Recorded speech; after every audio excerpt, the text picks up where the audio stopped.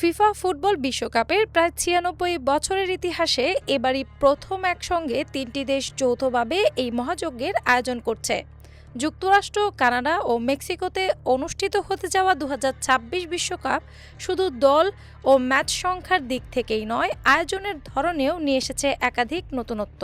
এর মধ্যে সবচেয়ে আলোচিত বিষয় হলো প্রথমবারের মতো বিশ্বকাপের উদ্বোধনী অনুষ্ঠান অনুষ্ঠিত হবে ৩টি ভিন্ন দেশে এবং ৩টি আলাদা দিনে। বিশ্বকাপের আনুষ্ঠানিক যাত্রা শুরু হবে মেক্সিকো থেকে। বৃহস্পতিবার দিবাগত রাত ১টায় মেক্সিকো সিটির ঐতিহাসিক আজতেকা স্টেডিয়ামে উদ্বোধনী ম্যাচে স্বাগতিক মেক্সিকো মুখোমুখি হবে দক্ষিণ আফ্রিকার। ম্যাচ শুরুর ৯০ মিনিট আগে অর্থাৎ রাত ১১:৩০টায় শুরু হবে বর্ণাঢ্য উদ্বোধনী অনুষ্ঠান। এবারের উদ্বোধনী ম্যাচে নতুন একটি নিয়মও দেখা যাবে। জাতীয় সঙ্গীতের সময় দুই দলের ২৬ জনের পুরো স্কোয়াড মাঠে উপস্থিত থাকবে এবং খেলোয়াড়রা বৃত্তাকারে মুখোমুখি দাঁড়িয়ে বিশেষ আনুষ্ঠানিকতায় অংশ নেবেন।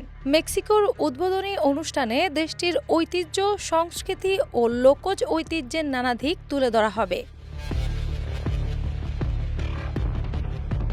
মেক্সিকোর উদ্বোধনী অনুষ্ঠানে দেশটির ঐতিহ্য, সংস্কৃতি ও লোকজ ঐতিহ্যের নানা দিক তুলে ধরা হবে।